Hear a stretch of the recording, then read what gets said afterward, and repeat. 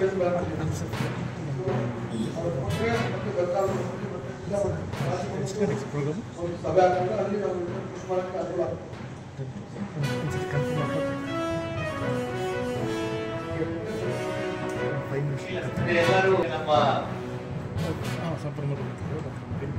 ನಮ್ಮೆಲ್ಲ ಗ್ರಾಮ ಪಂಚಾಯತಿ ಮತ್ತು ತಾಲೂಕು ಪಂಚಾಯತಿ ಮಟ್ಟದಲ್ಲಿ ಗ್ರಾಮೀಣ ಮಟ್ಟದಲ್ಲಿ ಇರುವಂತಹ ಕುಂದುಕೊರತೆಗಳನ್ನ ನಿವಾರಿಸೋಕೆ ಅದನ್ನ ಅಡ್ರೆಸ್ ಮಾಡೋಕೆ ಜಿಲ್ಲಾ ಪಂಚಾಯತಿ ವತಿಯಿಂದ ನಾವೊಂದು ಉಚಿತ ಸಹಾಯವಾಣಿಯನ್ನ ಶುರು ಮಾಡ್ತಿದ್ದೇವೆ.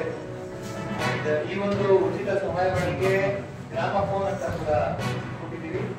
ಇದು ಎಲ್ಲ ಗ್ರಾಮ ಮಟ್ಟದಲ್ಲಿ ಮತ್ತೆ ತಾಲೂಕು ಪಂಚಾಯತಿ ತಾಲೂಕು ಮಟ್ಟದಲ್ಲಿ ಬಗೆಹರಿಸಬೇಕಾಗಿರೋ ವಿಚಾರಗಳಿಗೆ ಇಶ್ಯೂಗಳಿಗೆ ಸಾರ್ವಜನಿಕರು ಗ್ರಾಮಸ್ಥರು ಎಸ್ಪೆಷಲಿ ಫೋನ್ ಮಾಡಬಹುದೇ ಉಚಿತ ಸಹಾಯವಾಣಿ ಇರುತ್ತೆ. ನಮ್ಮಲ್ಲಿ ವಿಷಯವಾರು ಅಧಿಕಾರಿಗಳಿಗೆ ಇದನ್ನ ವರ್ಗಾಯಿಸ್ತೀವಿ. ಜೊತೆಗೆ ಅವರು ಡಾಕ್ಯುಮೆಂಟ್ ಮಾಡ್ತಾರೆ, ರೆಕಾರ್ಡ್ ಮಾಡ್ತಾರೆ, ಯಾರು ಎಲ್ಲಿಂದ ಏನ್ ವಿಷಯ ಅಂತ ಸಂಬಂಧಪಟ್ಟ ಅಧಿಕಾರಿಗಳಿಗೆ ಬಗೆಹರಿಸ್ತಾರೆ. ಪ್ಲಸ್ ಒಂದು ಫ್ರೀ ಮೆಸೇಜ್ ಕೂಡ ಹೋಗುತ್ತೆ, ರೆಗ್ಯುಲರ್ ಮೆಸೇಜ್. ಇವೊಂದು ಪಕ್ಷಮಿತ್ರ ಅಂತ ಒಂದು ಸಹಾಯವಾಣಿ ಇದೆ ಸರ್, ಸೆಂಟರ್ ಇಂದ ಮತ್ತೆ ಸ್ಟೇಟ್ ಇಂದ ಬಂದಿದೆ, ಅಡ್ರೆಸ್ ಮಾಡಿ. ಬಟ್ ಇಲ್ಲಿ ನಮ್ಮ ಹಂತದಲ್ಲಿ ನಾವೇ ತಿಳ್ಕೊಂಡು ಅಲ್ಲಿ ಹೋಗೋ ಮುಂಚೆನೆ ನಾವೇ ಅಡ್ರೆಸ್ ಮಾಡೋಕೆ ಸೊ ಇದನ್ನ ಮಾನ್ಯ ಕೆಲವರು ಅದನ್ನ ತಿಳಿಸುತ್ತಾ ಇದ್ದಾರೆ. ನಾನು ಹೇಳಿದ್ದೇನೆಂದರೆ